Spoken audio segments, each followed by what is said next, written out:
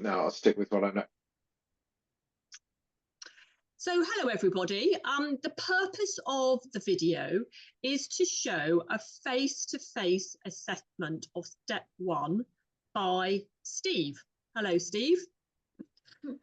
Hi. Steve is an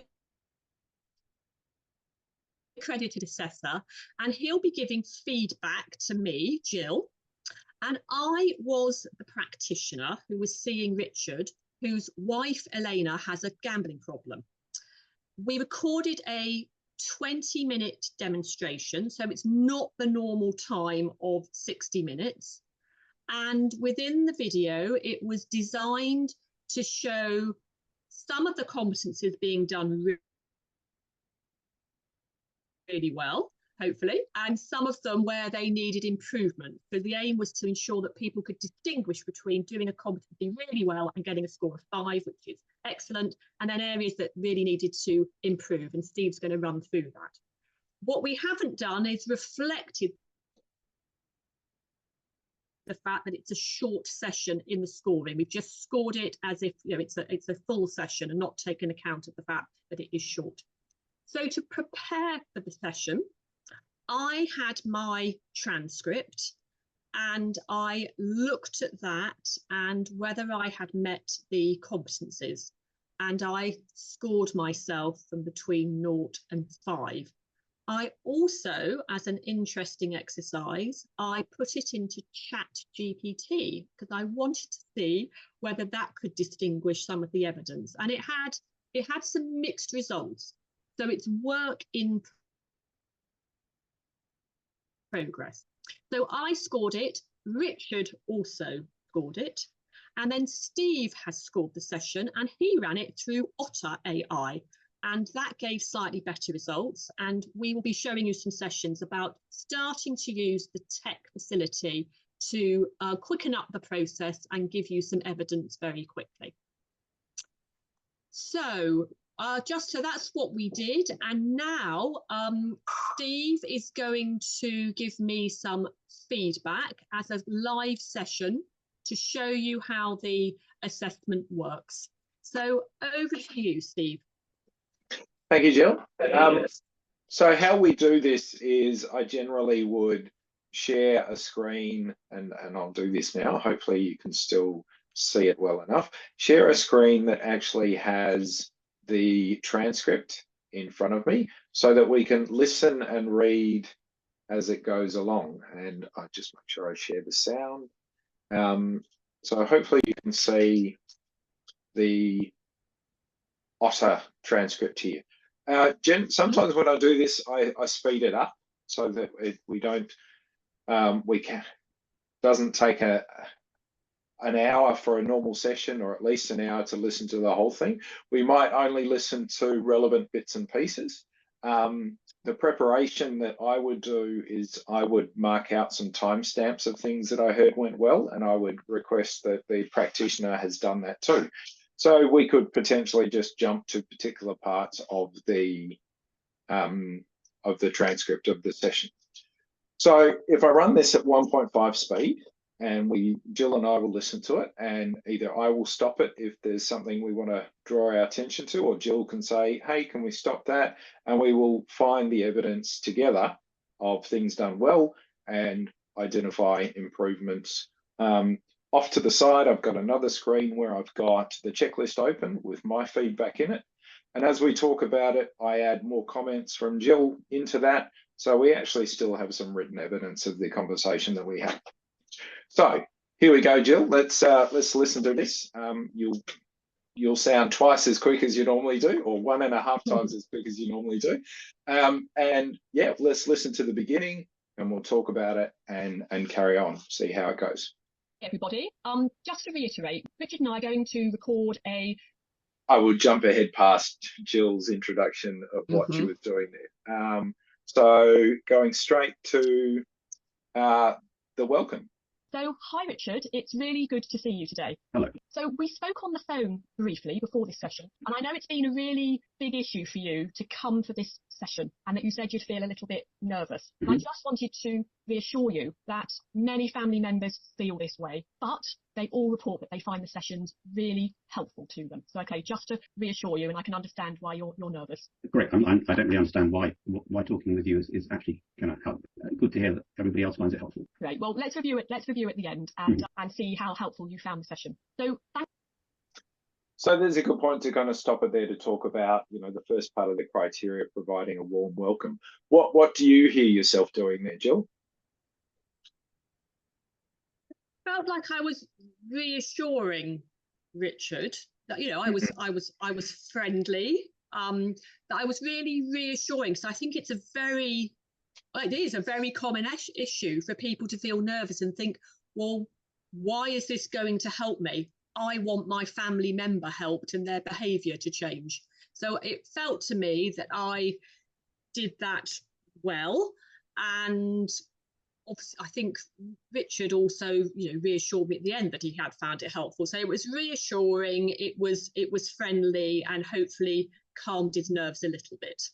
Yeah, I think so too. I kind of marked down that, there was warmth because of that reassurance. You actually listened to his concern, and you said, well, and you were kind of optimistic. Let's see, let's review at the end and see how helpful it was. So you weren't necessarily making any promises, but you were creating some optimism, which is, as we know, one of the core counselling skills as well. So we can, we've already seen some evidence of that. So I would say that's a good start.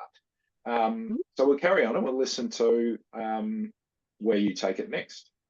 Thanks very much for filling in the family member questionnaire, and we will be referring to this in the session. And we also just checked in about the confidentiality of this session on the phone. So I wanted to know, was everything clear for you? Yeah. I mean, you're going to keep everything confidential, and nothing that we talk about here is going to get back to my wife or anybody else. But I think you said you might talk to a supervisor, but I won't know the supervisor. Yeah. So yeah.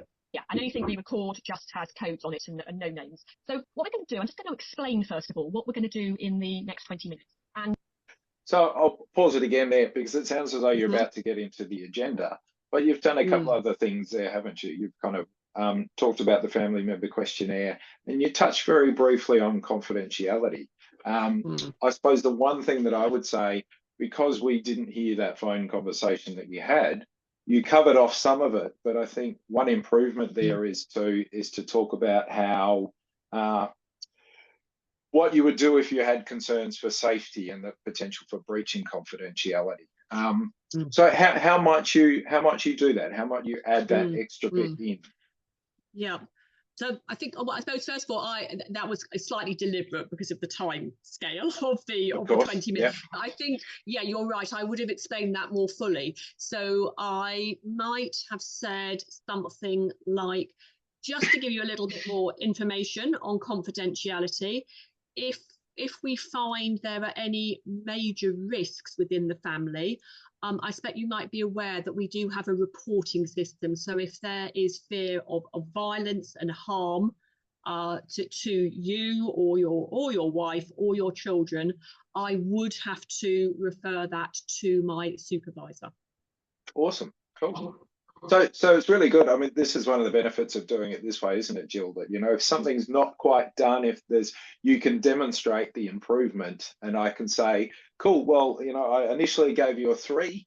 I'm happy to bump that score up to a 4, because you've demonstrated how you would do it. And that gives me confidence that, obviously there is a reason why you didn't, but I've now heard how you would do it, and that's something I suppose I'd expect you to do going forward. So does that sound all right? That's really useful. Yeah, that's really useful, because I think in the previous way we did assessments, you're just writing a lot, aren't you? And then you don't know whether the person's, although you're saying this is what you might say, getting me to do it, I then feel, oh yes, I know I can do that, and I can take it forward into the next steps. That's really helpful. Thank you. And I can write in my checklist as well to say Jill was able to demonstrate how she would do this. So we've identified the improvement, and I can note that you've demonstrated that, or know how to do that. So that's cool. So I think we're getting into the bit now where you're about to set the agenda. So we'll listen to how you did that. We can have another session because it's obviously quite a short session, and normally we'd have a 60-minute session, but I know you're a bit rushed for time today. So first of all, I'm just going to briefly explain what the 5-step method is and the model that it comes from. And then secondly, most importantly, I really want to hear your story and what's been going on for you, and particularly how you've been affected and what your fears and concerns are. I particularly want to focus on you, and we will be asking about the impact on family members, but the main focus is on you. Does that sound okay? Yeah. Okay, so I can see, yeah, you're still feeling a little bit nervous, but we're going to kick off. I'm going to make just a few notes as we go along, because I want to make sure that I captured everything that you're saying. So to begin with, a little bit of background about the 5-step method. So to reassure you, the research on this has come from across the world. Many interviews with family members where they found remarkably similar things about how family members felt. So you're not alone in your feelings. And they came up with a model, which is called the Stress, Strain, Information, Coping Support Model. And briefly, the model says that family members are under a lot of stress. And certainly this was reflected in your family member questionnaire that you felt that when you were filling it in. There's a lot of stress that you're due to your financial issues and family worries. And that causes a lot of strain. And just to put that in the context that you said in your questionnaire that you often had, you felt unwell, you had difficulty sleeping, etc. So a lot of stress and strain for family members. But what they found is that these effects can be reduced by having people listen to you in terms of giving you some targeted information of things that you might find useful, looking at the ways you cope and what might be helpful to you, and very importantly, your support systems. So that's very briefly about the model. So the first step is about telling your story. The second step is around giving you some information. So we'll be doing that next time. The third step is around looking at your coping mechanisms. Fourth step is around support. And the fifth step is a review. So it sort of matches that model. But we're going to kick off today on step 1. So I'll pause it there. How did that sound to you? And where do you think you sit in terms of the next set of criteria about not only the agenda but introducing the model, the method and the model? My feeling is it clearly demonstrated that I did that, but for me it felt long. So I'm not sure whether we've got a shortened method. It felt like I'm doing a lot of talking, but if I look at the transcript in front of me, I'm thinking, well, how would it is quite brief, but that's how it felt to me. How did it feel to you as the assessor? Do you have some feedback? I suppose the first bit of feedback is that you did all the things you needed to. You explained the model. You did do it as succinctly. I mean, I don't know that you could do it any less and still give the true meaning of the model. And same with the 5 steps. You talked about what they were and how they related to the model, and then you named them as well. Sometimes I think I like to kind of see them named really succinctly, and we use the same consistent. Step 1 is all about telling your story. Step 2 is all about your information needs. So if you kind of introduce that at the start, you then follow through with that so that the family members can follow that through as well. I suppose the one thing I've always noticed, in doing this, the 5 steps and assessing people, is that step 1 does begin with a big blurb. And I think that's okay if you tell people that that's what's coming. Where I'm going to tell you about the model first. It's going to take a bit of time. It'll be me talking for a little bit. So maybe that might be a personal preference of mine, but that could be perhaps just another way to maybe reduce your own anxiety about saying so much at the start. So I think, you could potentially break it up and say, hey, let me explain the evidence base, let me explain the model, let me explain the 5 steps, and in between kind of say, well, how does that sound to you, or sort of check in their understanding. That could break it up a little bit, but it means that it takes much longer to get through that before you then get into the guts of step 1. So to speak. I suppose for step 1, we've said 60 minutes, but often step 1 takes longer. So absolutely, an hour and a half. I was thinking, I need to get through this. So I think you're right. If I'd paused and said, I just want to explain the model. How does that sound to you? Is that understandable?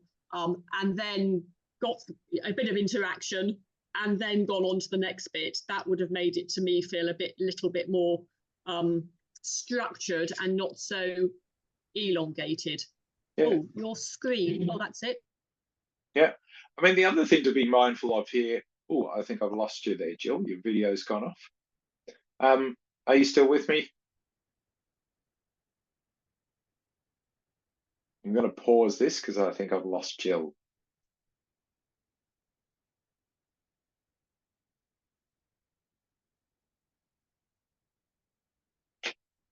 Oh, I pressed the wrong button. Where's my recording? I paused. Okay. Okay, so we lost Jill for a second there, a bit of a technical glitch, and then I was staring at the screen, not doing anything before I realized how to pause the recording. So we were just, I suppose, yeah, talking about what to do with the length of that, you know, the first couple of criteria about setting the agenda, introducing the 5-step method, and then talking about the stress strain coping support model. So we could potentially leave that there, but I just want to put out some other things that I saw that you did really well in there too, Jill. You'd already started talking about normalizing the experience of the family member. And obviously, you know, that's a key part. That's what the model is all about, isn't it? You know, the stress strain information coping support model. This is normal for family members. So just wanted us to say that was really quite good and reassuring the family member that, you know, for Richard, that hey, that's normal, and we know it's normal because there's this evidence base. So I think anything you wanted to add to that? No, that's that. No, and it's helpful your feedback about how to structure it just a little bit more if I'd had a longer session. Cool. Yeah. All right. So moving on, I think we'll just go back a couple of seconds here, but you're about to, as you say, kick off step 1. But we're going to kick off today on step 1. So I'd really like to hear from you about how you've been affected by this situation and what your main concerns and fears are. So you want me to say something? Yeah, absolutely. I really want to hear from you about your situation, how you've been affected. Well, in just about every way, really. I mean, it was a great shock to discover the extent of Elena's gambling, to discover how much money had been diverted away. I don't quite know how we're going to manage to pay the rent. I work very hard to bring in money for the family. You know, we've got 2 kids, and I thought we had a way of working in our family. I go out and work very hard and bring in. Elena looks after the home and the children, and I thought we were working as a partnership. And everything seems up in the air now. Everything seems uncertain. I don't understand. I mean, Elena says, "Oh, you know, it's fine. You know, you take the card, the bank card. You know, I won't be able to have any money." But how does that work? I don't understand how that's going to work. Because she needs the money to. I can't do all the shopping. I can't do all the other things that she's done. And yet the things that she does requires her to have the money. And she's saying, "Well, I look after the money, but I can't look after the money as well as doing everything else." But it's not just the money. It's the you know, I thought we understood each other. I thought we had a marriage. And so I don't know where I am, really. And I can't think straight at the moment either. My thoughts are going all over the place. So it sounds like it's been a huge shock for you, a really big shock. And from the family members that we have seen, the affected family members, that is a very common reaction. It's the shock of it because you weren't aware of it. And then you said on the phone to me as well, there's been this big problem. So there's a big shock. And it also sounds emotionally that you can't think straight. It's really rocked your foundation of your marriage. Have I understood that correctly? Yes, yeah. So what do you? How about that little bit there? What would you like to say in terms of you know the competency criteria? I think in terms of the counselling skills, it felt like I was reassuring Richard so he would be able to talk to me more. Yeah. That from what he said, I tried to summarise that.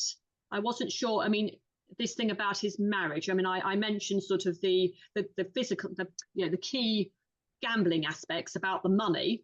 But obviously it was much more than that. So I think I captured that quite well in terms of what had happened to that. And I checked. So I summarised and I checked whether I'd understood that correctly.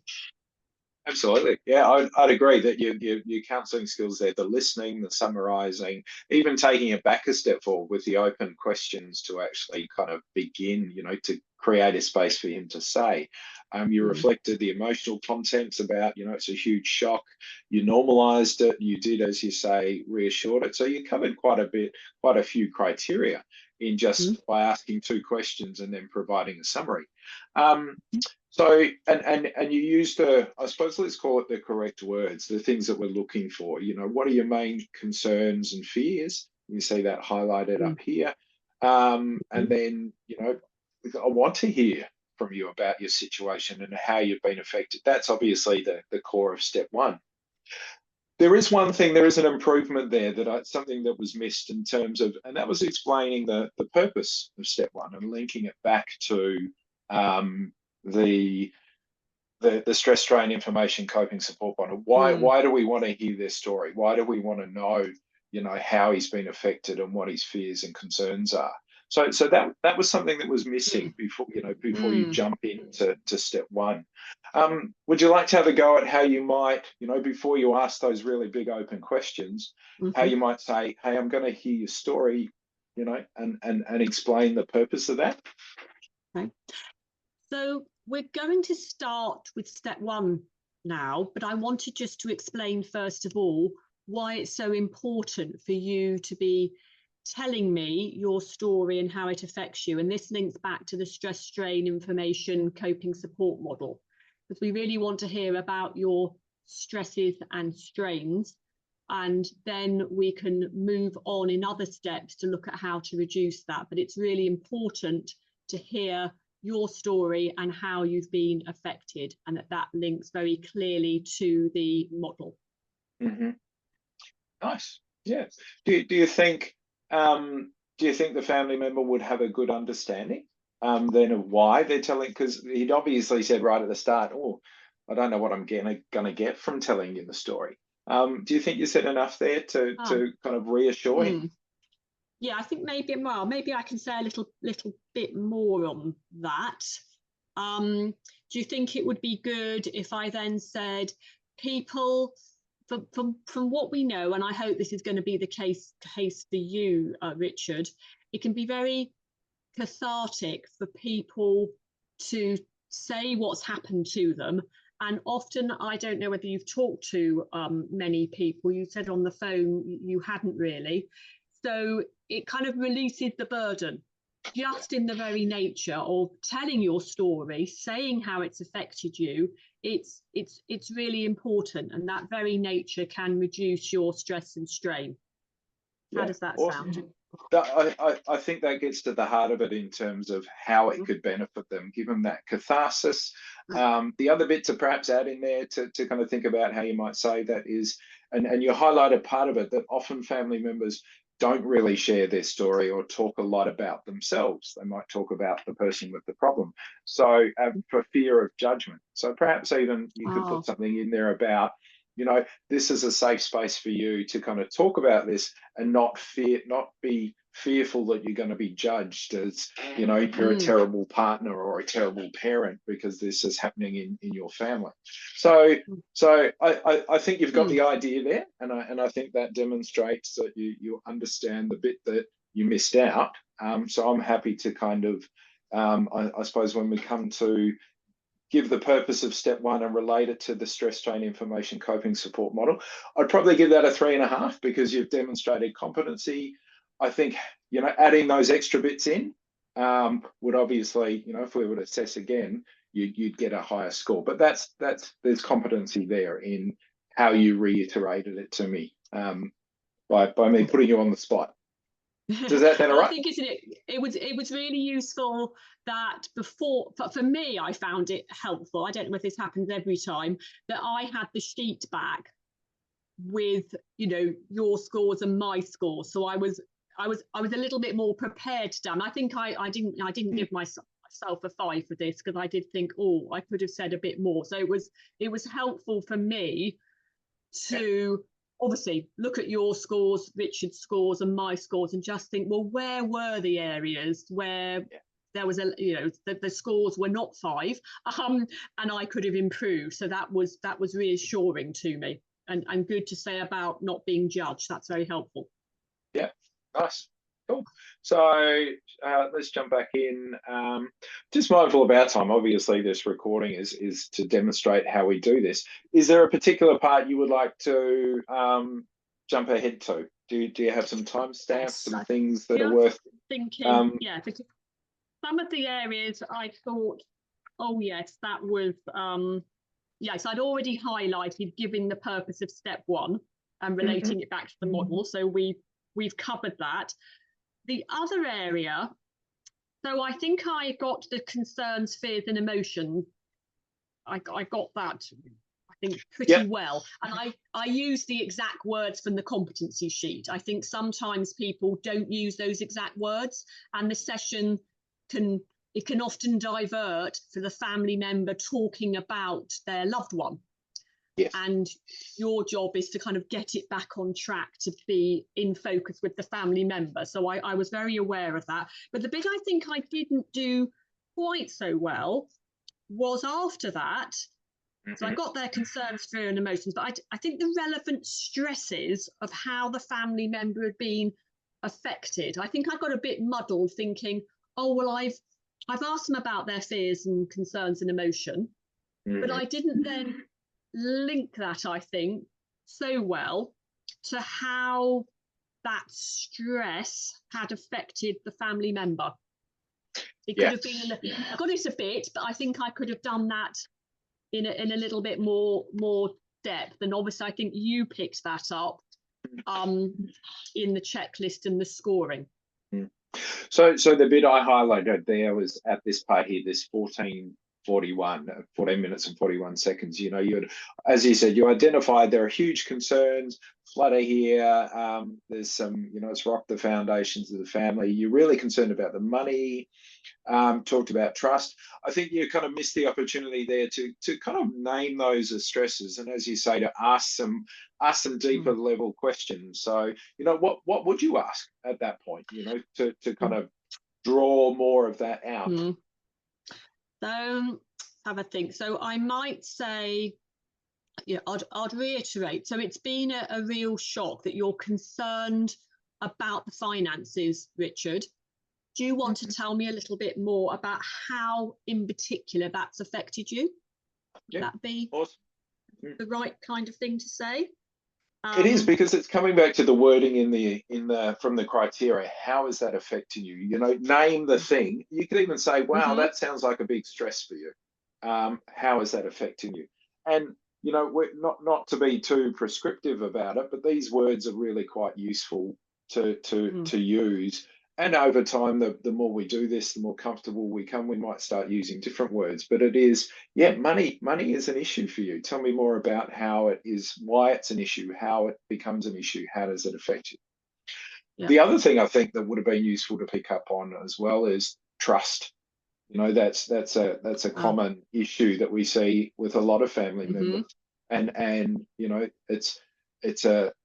there's an emotional content. There's some stresses that lead to that lack of trust, and it leads to massive effects. So that's something else I think I put is to kind of ask more about that. Tell me more about it. Yeah. How does it affect you? That'll be a bit more probing. Yeah, I kind of got the fact, but a bit more probing in a longer session, so that Richard could have explained more about that, because that was obviously a huge issue for him. Yeah.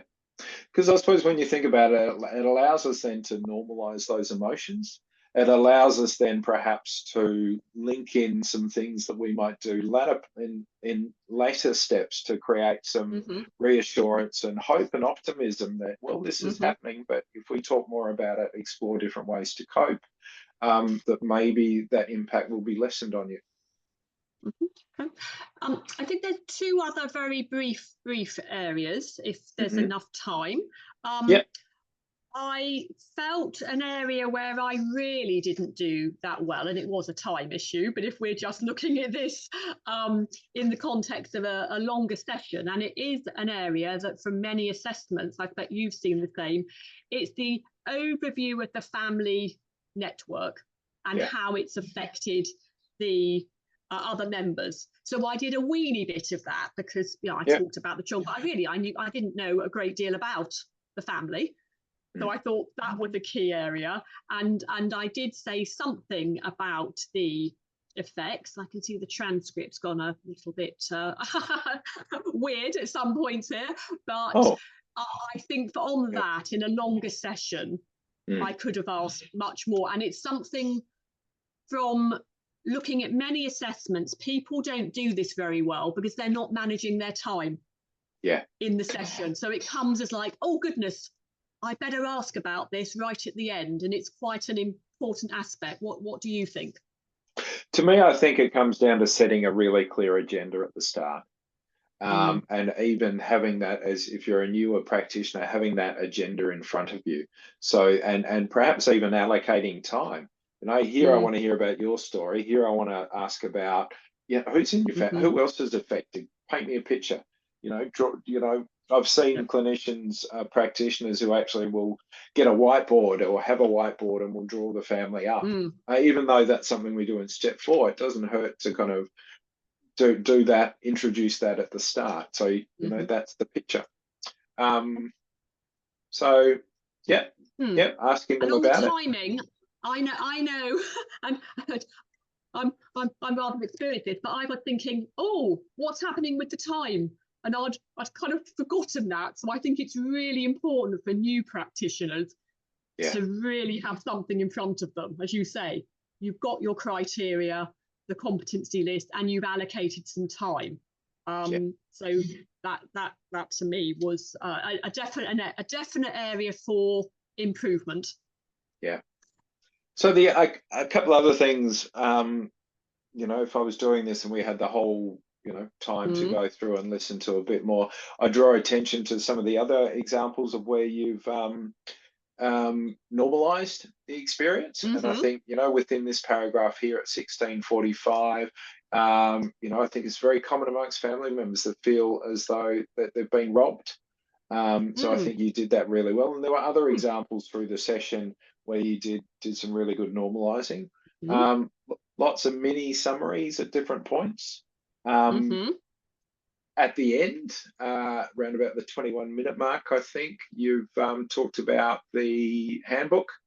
There's always, sometimes that gets rushed at the end, but you talked about, hey, it's quite useful. There's some exercises in there. It'd be great if you could do, put some time aside for that.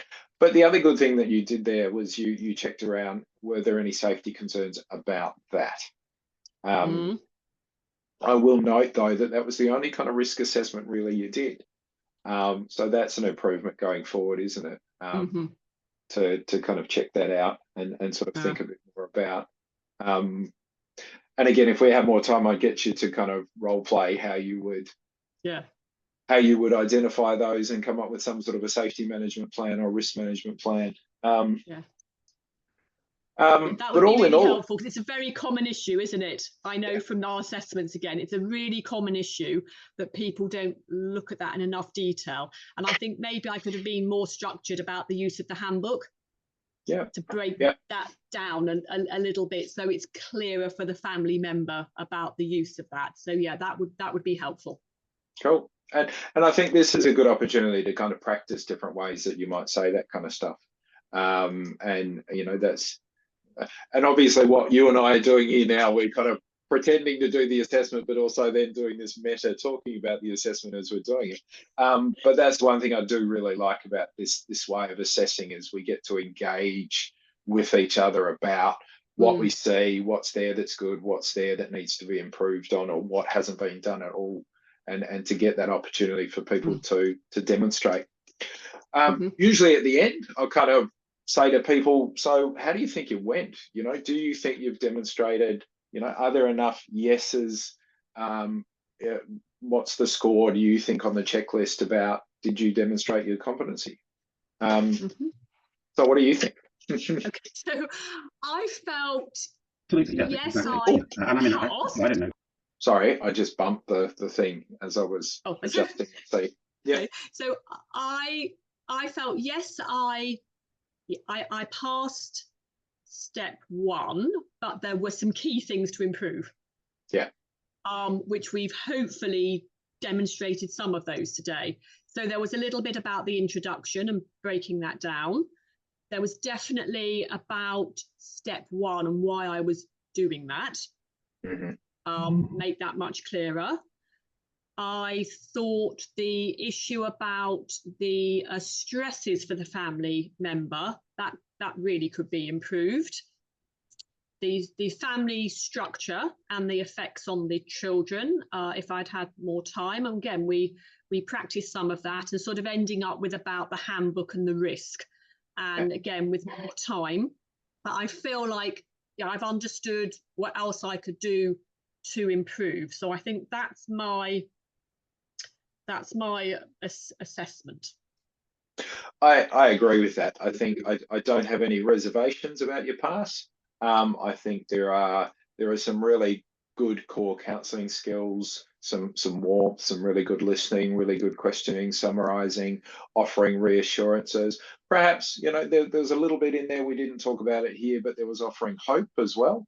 But yeah, I think sticking to the structure and sort of diving a little bit deeper is something that you've said around earlier about some of those stresses, and obviously the purpose. I think that's you demonstrated that here, and I think that's such an important part, so that family members know what they're getting, because they don't know what they're getting until we tell them. Why are we talking about this stuff? So here's why we're talking about it. And yeah, again, with time, I agree that exploring, making it a set part of step one to say, I want to know about the family as well. Not just the person who's using or gambling, but who else is that affecting? And again, allows us just to normalize that and create that catharsis, as you said. So I'm really confident that you know what you're doing and how to do it. And yeah, so well done on passing step one.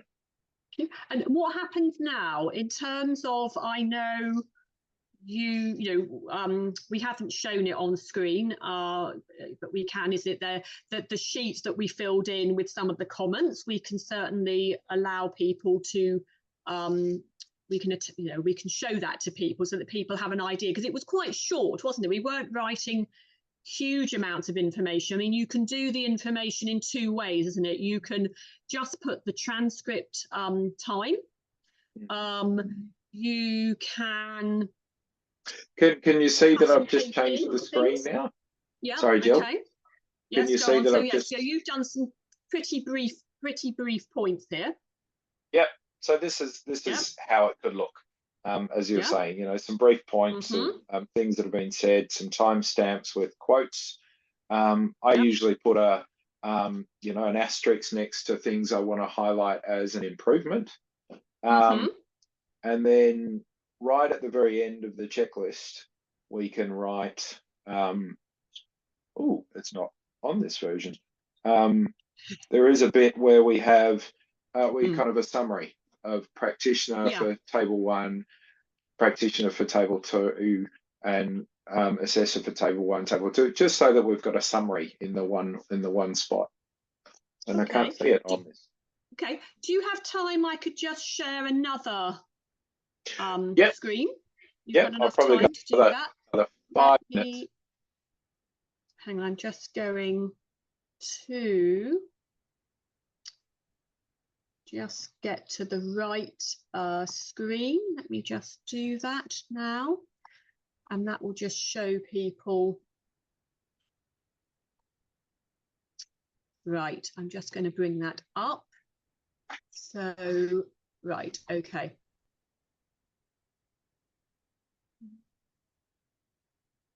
Okay, let me just go back and share that screen.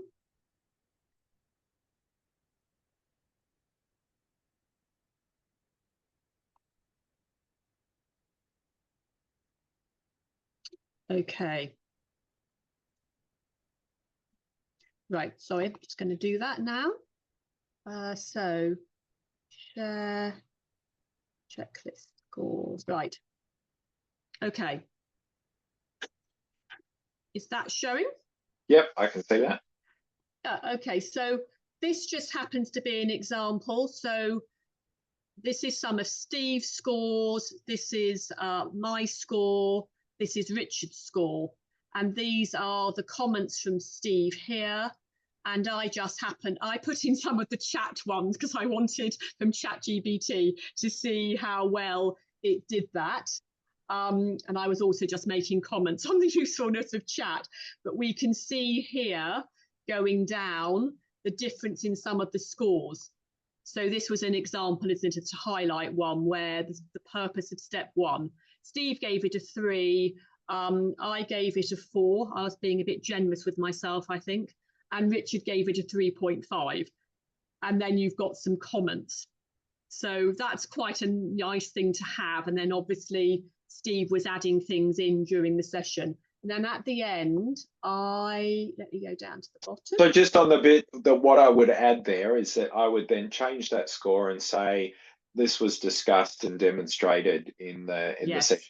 So it's kind of, there is some evidence that that things were changed. Yes, yeah, I think that's a really good point. And I just happened to say to Richard, what did he think of the session? I gave mine down here, which says it was a good session. There was the exceptions of family structure and risk, and I thought I could have linked step 1 more clearly to the model, which is what in effect we've gone over today, and I've done some role play on that.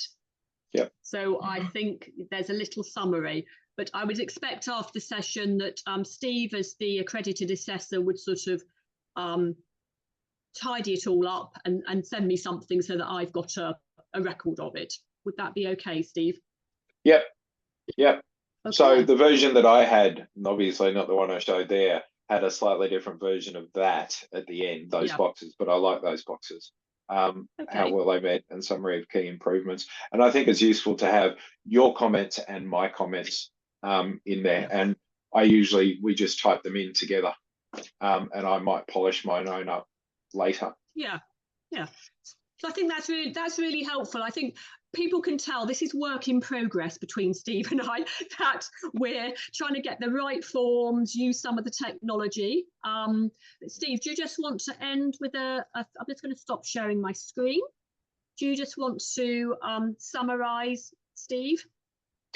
I think it's really important, even though we're trying to minimize or make this a quicker process, we still need to listen to it beforehand.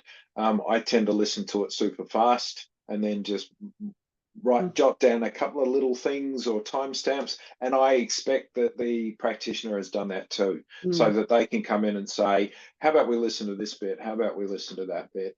We listen to quite a chunk of it, we might skip over bits, but you know, if we've both highlighted stuff we want to listen to, then that gives us some direction, and we can focus on key areas. So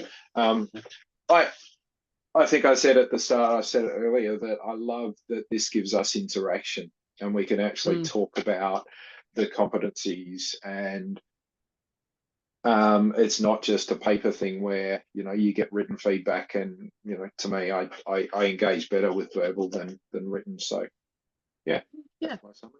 Okay, that's really helpful. I think we'll have to explain to various people about using some of the tech, because not everybody has a paid Otter, but there are other things we can do. So we will just do a few little videos around that as well to help people on their way. But thanks, Steve. It's quite interesting. I did feel quite nervous for this session. So it's not to forget that you were very good at reassuring me, though, and it was good to do the role play and actually practice what I'm going to say rather than writing it down. That was really helpful to me. And even though it's pretend, it still puts some pressure on you. And I think that's a useful way to kind of learn to go, oh, what would I say? Oh, I wasn't. So cool. Yeah. Anyway. Okay, so thank you. We'll end that recording now then.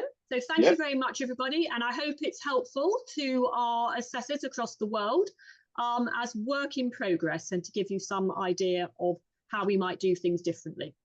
So thank Cool. you. All righty.